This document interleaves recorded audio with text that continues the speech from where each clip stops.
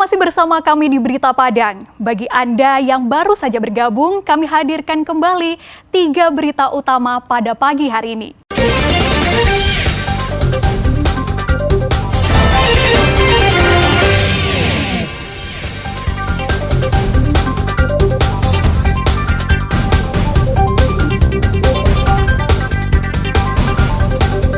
Sebatang pohon mangga tumbang, hambat akses jalan umum.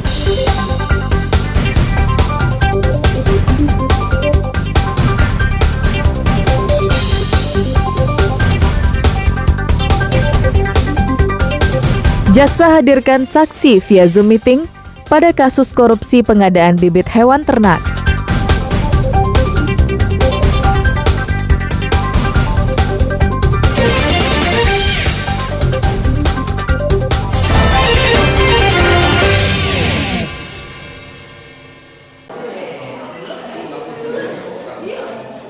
Sidang lanjutan kasus dugaan korupsi pengadaan bibit ternak pada Dinas Peternakan dan Kesehatan Hewan Sumbar tahun anggaran 2021 digelar Jumat pekan silam di Pengadilan Tindak Pidana Korupsi Pengadilan Negeri Padang. Jaksa penuntut umum pada Kejaksaan Tinggi Sumbar menghadirkan 4 saksi, yakni pemilik peternakan. Para saksi yang diperiksa atau dimintai keterangannya oleh hakim secara virtual, sebab saksi berada di Provinsi Lampung. Menurut keterangan saksi, rombongan Gubernur Provinsi Sumatera Barat pernah datang ke Provinsi Lampung untuk melihat-lihat sapi di peternakannya. Namun ternyata hingga kini tidak ada bibit sapi dari peternakan mereka. Padahal aturannya pengadaan sapi harus dari luar Sumbar. Jadi pada hari ini kami menghadirkan 3 orang saksi, itu merupakan feedlotter yang berada di Provinsi Lampung, dan satu lagi adalah pedagang atau peternak sapi yang berasal dari Kabupaten Padang Pariaman. Jadi agenda pada saat ini adalah pemeriksaan dari masing-masing saksi. Yang 3 kami lakukan secara Zoom meeting, dikarenakan itu posisi saksi berada di luar dari Provinsi Sumatera Barat dan juga aktivitas dari ketiga orang saksi yang. Sementara itu, penasehat hukum terdakwa menilai dakwaan JPU aneh karena saksi-saksi yang dihadirkan tidak cukup kuat untuk membuktikan dakwaan jaksa. Terbukti dalam persidangan ini, tidak satupun rekanan yang membeli sapi di Lampung. Terkait dengan dakwaan jaksa itu, menjadi aneh bin ajaib mengapa kemudian perusahaan-perusahaan yang tidak beli sapi di sana kemudian dihadirkan sebagai saksi.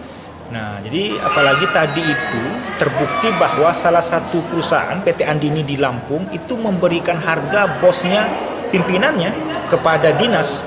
Dan sekali lagi, harga itu tidak juga dijadikan acuan oleh dinas untuk pengadaan sapi di 2021 ini. Kejaksaan Tinggi Sumbar telah menahan 6 tersangka dalam kasus ini. Mereka terdiri dari pegawai Dinas Peternakan dan Kesehatan Sumbar hingga rekanan.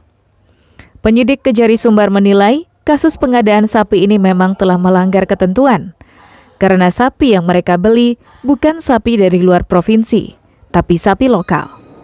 Selain itu, pada kasus ini juga ditemukan dugaan penggelembungan dana dalam pengadaan sapi, yang menimbulkan kerugian negara mencapai 7,36 miliar rupiah. Robiha melaporkan dari Padang.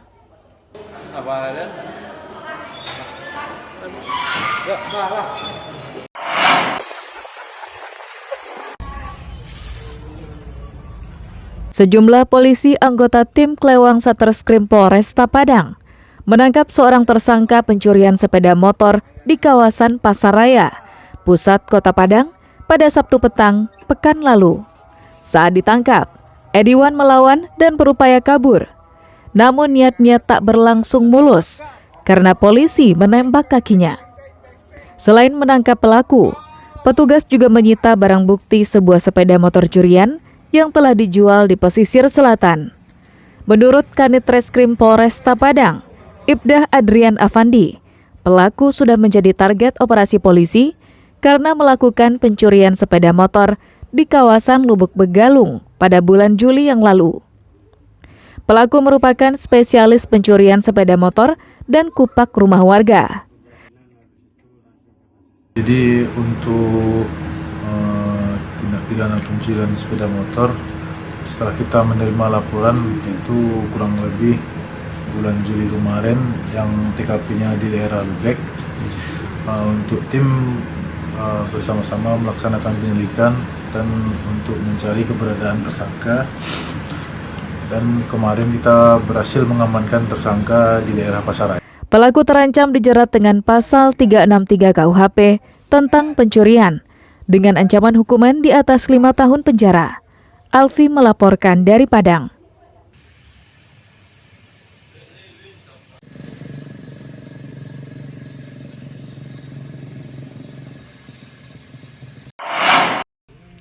Tunggu, tenang. Duduk. Ngulu. Berawal dari niat polisi menangkap beberapa orang pelaku penganiayaan yang terjadi di wilayah Kecamatan Kuranji, pinggiran Kota Padang. Namun ternyata polisi juga menangkap pengedar sabu-sabu. Saat disatroni di rumahnya di Kelurahan Ale Timur, Padang, Jumat pekan lalu, polisi menemukan sabu-sabu yang disimpan pelaku. Setelah dihitung, ada 25 paket sabu-sabu ukuran kecil siap edar yang dibawa salah seorang tersangka yang bernama Rahmat Hidayat dan berusia 37 tahun. Polisi juga menangkap 3 orang anggota komplotan tersebut. Setelah dilakukan pemeriksaan urin, ternyata selain sebagai pengedar, mereka juga adalah pemakai barang haram itu. Pelaku dapat kita amankan, kemudian sudah kita amankan di rumahnya. Kanit Serse beserta jajaran melakukan penggeledahan terhadap pelaku penganiayaan tersebut dan didapati dalam celananya narkotika jenis sabu sebanyak 25 paket kecil. Setelah dihitung, total ada sekitar 1,6 gram sabu-sabu. Para tersangka dijerat dengan Undang-Undang Nomor 35 Tahun 2009 tentang narkotika dengan ancaman hukuman 10 tahun penjara. Laude Jordioanse melaporkan dari Padang. Saudara, informasi tadi sekaligus menutup berita Padang pagi ini. Saya Frin Meriana dan tim redaksi yang bertugas mengucapkan terima kasih. Sampai jumpa.